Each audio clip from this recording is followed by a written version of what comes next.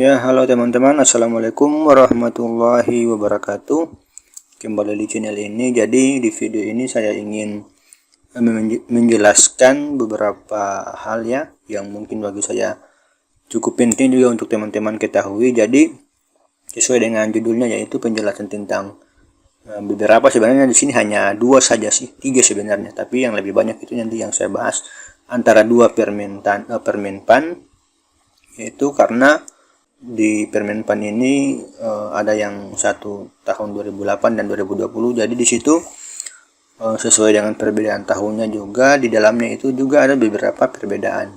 Nah, yang mungkin juga teman-teman belajar, jadikan sebagai bahan pembelajaran selama ini, mungkin merasa ada perbedaan, kemudian bingung sebenarnya penjelasannya seperti apa. Nah, mungkin di video ini bisa membantu untuk menjelaskan apa yang mungkin teman-teman rasa belum tahu atau belum paham. Di video ini saya akan coba jelaskan. Jadi untuk dua peraturan, dua regulasi, yaitu untuk Permenpan RB nomor 2 tahun 2008 dan Permenpan RB nomor 35 tahun 2020. Jadi kedua Permenpan ini sama-sama membahas tentang jabatan fungsional penyuluh pertanian. Ya, tetapi ini hanya beda nama saja sih, sebenarnya isinya juga tidak terlalu berbeda. Ada tambahan sesuai dengan kondisi, sesuai dengan perkembangan zaman seperti itu.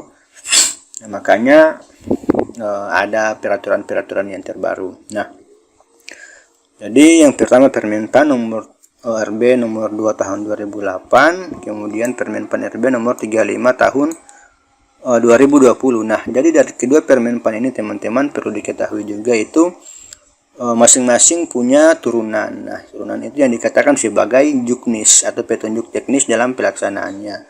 Jadi kalau mau dibilang itu Permenpan itu sebenarnya dia itu hanya menjelaskan secara umum saja tentang misalnya jabatan fungsional penyuluh pertanian. Jadi dia menjelaskan secara umum saja tentang jabatan fungsional penyuluh pertanian. Nah, sedangkan Permentan itu dia lebih menjelaskan secara rinci. Jadi namanya saja juknis. Jadi itulah salah satu perbedaan mendasarnya antara Permenpan dan Permentan. Di situ ada penjelasan yang umum dan penjelasan yang lebih khusus.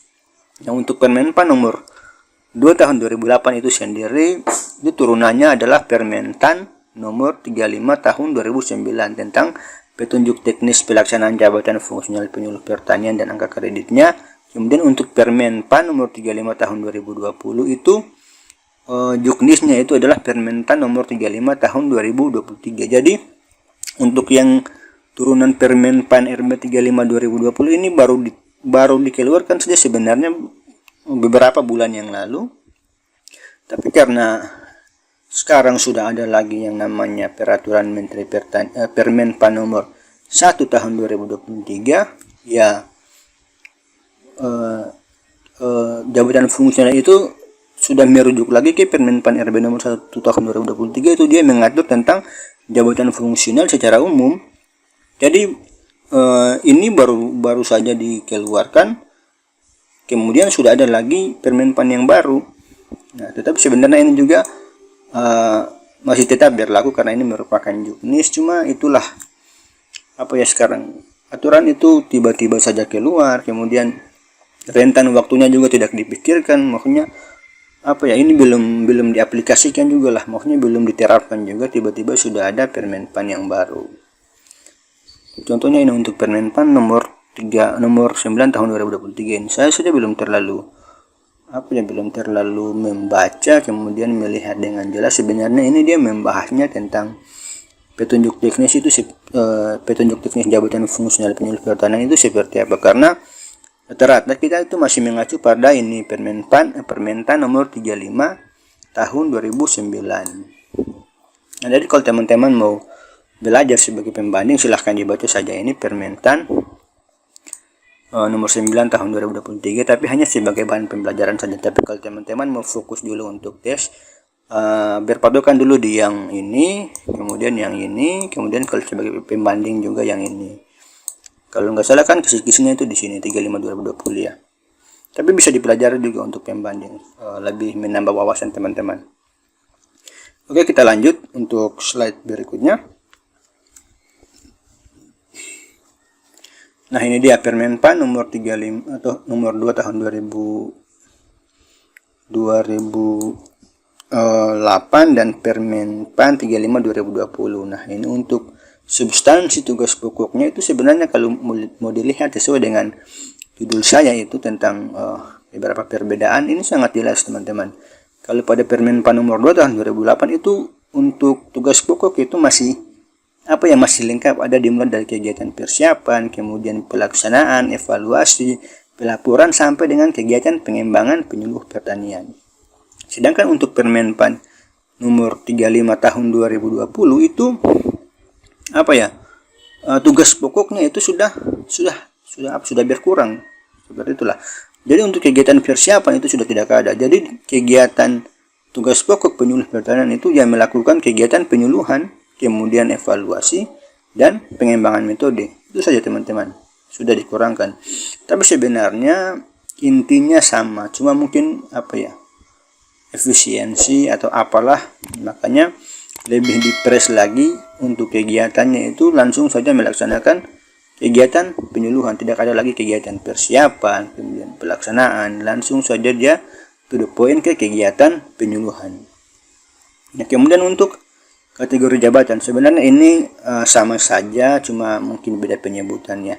Untuk Permenpan RB nomor 2 tahun 2008 itu disebut dengan penyuluh pertanian terampil, kemudian ini yaitu sudah disebut dengan jabatan fungsional kategori keterampilan, tapi sebenarnya dalam pelaksanaannya sama saja.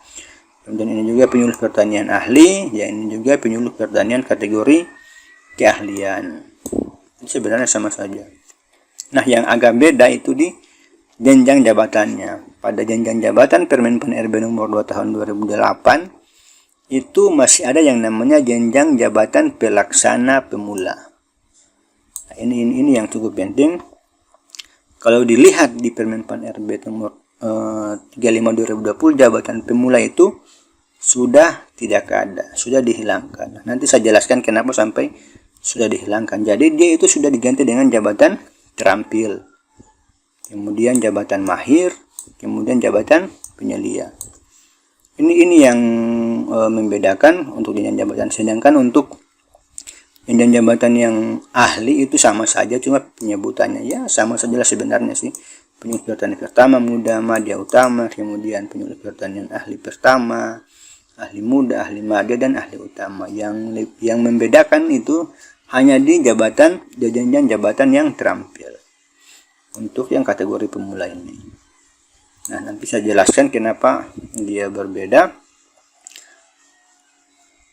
Jadi itu teman-teman, latar belakangnya itu dia berbeda sebenarnya itu pada revisi dari Permenpan RB nomor 2 tahun 2008 itu, yang dimana untuk jabatan pelaksana pemula itu sudah dihilangkan. Jadi untuk jabatan paling rendah penyuluh pertanian itu dimulai dengan jabatan jabatan golongan ruang itu 2B. Nah, untuk pemula tadi itu kan dia masih jabatannya itu golongan ruang 2A atau pelaksana pemula. Nah, dengan kualifikasi jenjang ijazah itu SLTA dan di bawahnya. Nah, di Permenpan RB nomor 35 tahun 2020 itu sudah tidak ada, karena sudah ada aturan pada revisi Permenpan RB nomor 2 tahun 2008 bahwa jabatan pemula itu sudah dihilangkan. Jadi penyuluh yang jabatan paling rendah untuk mau masuk menjadi seorang penyuluh itu kualifikasi ijazahnya itu minimal D3 bidang pertanian. Itu berlaku di Permenpan RB 35 tahun 2020. Makanya sudah dihilangkan di sini tadi, sudah tidak ada lagi yang namanya penyuluh pertanian pelaksana pemula. Itu sudah ada, sudah dihilangkan dan sudah diganti menjadi penyuluh pertanian terampil, yang dimana dimulai dengan golongan ruang 2B. Nah, kurang lebih seperti itu teman-teman. Jadi kenapa pelaksana pemula dihilangkan, itu dia berdasarkan revisi dari Permen PAN RB nomor 2 tahun 2008 bahwa kualifikasi ijazah atau pangkat terendah untuk jabatan terampil itu dia mulai dari golongan ruang 2B. Golongan ruang 2B. Dan dengan kualifikasi ijazah paling rendah itu Diploma 3 bidang pertanian atau D3. Jadi untuk pemberlakuan kualifikasi ijazah paling rendah untuk jabatan terampil itu dia dimulai sejak Permen PAN RB nomor 35 tahun 2020 itu diundangkan. Jadi dia diundangkan itu pada tahun 2020. Nah, jadi bagaimana dengan penyuluh-penyuluh yang sudah diangkat dengan golongan atau dengan kualifikasi ijazah yang masih SLTA atau yang bukan D3? Kira-kira itu diberikan kelonggaran atau diberikan kelonggaran seperti apa? Nah, jadi itu mereka dikasih waktu selama 5 tahun sudah harus memiliki ijazah ini Diploma 3. Jadi dari tahun 2020 itu peraturan ini sudah mulai diundangkan, sehingga teman-teman yang masih memiliki ijazah SLTA itu diharuskan untuk mengikuti pendidikan lanjut atau D3 minimal itu untuk jasa paling rendah untuk kategori keterampilan. Jadi itu karena dari hasil revisi Permen PAN RB nomor 35 tahun 2008. Itu berdasarkan hasil dari revisi Permen PAN RB nomor 2 tahun 2008. Nah, kemudian untuk pengangkatan dalam jabatan, ini dia tadi teman-teman, yang Permen PAN RB nomor 2 tahun 2028 itu masih ada golongan ruang 2A atau pelaksana pemula.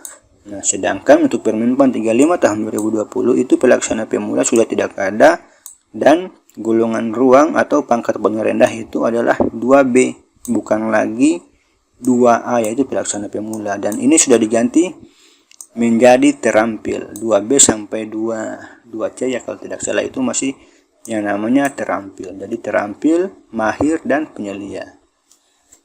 Itu salah satu perbedaan antara Permen PAN RB nomor 2 tahun 2008 dan Permen PAN RB nomor 35 tahun 2020 tentang golongan ruang lah, kualifikasi pangkat atau golongan. Nah, kemudian untuk di kelas dasarnya juga sebenarnya di sini ada perbedaan teman-teman. Pada Permen PAN RB nomor 2 tahun 2008 itu dia masih waktu untuk diklat itu setelah diangkat menjadi penyuluh itu diberikan waktu 2 tahun, cukup cepat. Nah, untuk Permen PAN RB 35 tahun 2020 itu dia sudah diberikan waktu tambahan selama 1 tahun setelah diangkat dalam jabatan fungsional penyuluh pertanian. Jadi perbedaan waktunya itu yang Permen PAN RB 35 tahun 2000 Permen PAN RB nomor 2 tahun 2008 itu 2 tahun, sedangkan yang ini itu selama 3 tahun. Harus wajib mengikuti dan lulus diklat fungsional penyuluh pertanian. Itu adalah suatu kewajiban teman-teman jika nanti teman-teman sudah menjadi atau sudah diangkat menjadi seorang PNS. Oke, kita lanjut ke perbedaan berikutnya. Ya, ini sudah terakhir. Jadi mudah-mudahan teman-teman bisa memahami perbedaan-perbedaan itu. Jika masih belum paham, silahkan klik saja, silahkan bertanya saja di kolom komentar. Kalau penjelasan saya belum terlalu dipahami, biar kita bisa diskusi. Kita lanjut di Permen PAN berikutnya yaitu di sini sudah bukan Permen PAN RB nomor 2 tahun 2008 dan 35 2020. Ini Permen PAN ini adalah Permentan nomor 82 tahun 2013 dan Permentan nomor 67 tahun 2016. Jadi ini dia berkaitan dengan pedoman pembinaan kelompok tani dan gabungan kelompok tani, sedangkan ini pembinaan kelembagaan petani. Jadi tentang kelembagaan petani. Nah, ada salah satu teman kita yang berkomentar di salah satu video saya bahwa karena itu juga memang ada soal yang saya buat, tapi soal yang saya buat itu dasarnya dari Permentan nomor 67 tahun 2016, yang dimana ada salah satu soal itu tentang jumlah anggota kelompok tani, yaitu di situ saya sebutkan opsi yang benar itu pada anggota antara 20 sampai dengan 30 orang. Nah, kemudian ada yang komen bahwa kok 20 sampai 30 orang bukannya 20 sampai 25. Nah, itu mungkin yang menjadi dasar saya membuat atau membahas ini juga.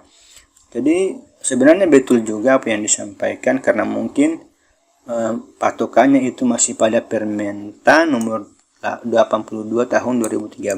Nah, sedangkan sebenarnya betul jika soal yang saya buat itu masih berdasarkan ini, tapi pada video yang saya buat itu berdasarkan Permentan nomor 67 tahun 2016. Nah, jadi untuk teman-teman ketahui bahwa perbedaannya yaitu sudah jelas pada Permentan nomor 82 tahun 2013 itu dia jumlah anggota Poktan itu berkisar antara 20 sampai 25 orang saja, sedangkan pada Permentan nomor 67 tahun 2016 itu kisarannya itu sudah antara 20 orang sampai dengan 30 orang. Jadi teman-teman silahkan dilihat lagi supaya tidak bingung. Di sini saya ingin menjelaskan saja bagi teman-teman yang mungkin belum mengetahui bahwa sebenarnya ada dua patokan tentang jumlah anggota kelompok tani itu.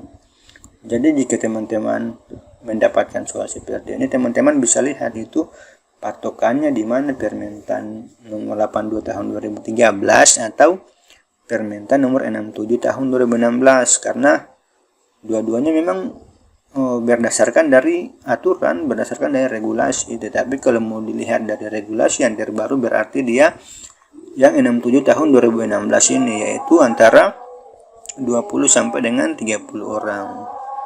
Nah, jika bunyi soalnya 20 sampai 25, berarti itu aturannya patokannya masih di 82 tahun 2013. Jadi teman-teman lihat saja. Intinya teman-teman kisarannya itu ya 20 sampai 20 sampai 30. Jika tidak ada 20 sampai 30, ada opsi yang 20 sampai 25, berarti itu juga benar. Kalau tidak ada opsi 20 sampai 25, ada opsi yang 20 sampai 30, berarti yang 20 sampai 30 yang benar. Nah, kira-kira seperti itu teman-teman. Sebenarnya ada juga beberapa perbedaan-perbedaan, tapi untuk dalam pelaksanaannya sebenarnya tidak terlalu berbeda jauh. Jika teman-teman merasa ada juga mungkin yang ganjal atau yang berbeda, silahkan komentar. Mungkin saya bisa buatkan juga video untuk penjelasannya, tetapi untuk sementara yang saya dapat yang cukup penting untuk saya sampaikan itu cuma yang ini saja. Mudah-mudahan bisa dipahami dan bisa dimengerti. Kurang dan lebihnya mohon maaf, karena kita juga sama-sama belajar. Semoga apa yang saya sampaikan bisa bermanfaat untuk teman-teman semua. Terima kasih telah mendukung channel ini. Semoga teman-teman yang sedang mengikuti tes atau sedang berjuang sekarang bisa mendapatkan hasil dan bisa lulus. Amin. Terima kasih. Assalamualaikum warahmatullahi wabarakatuh. Sampai jumpa di video selanjutnya.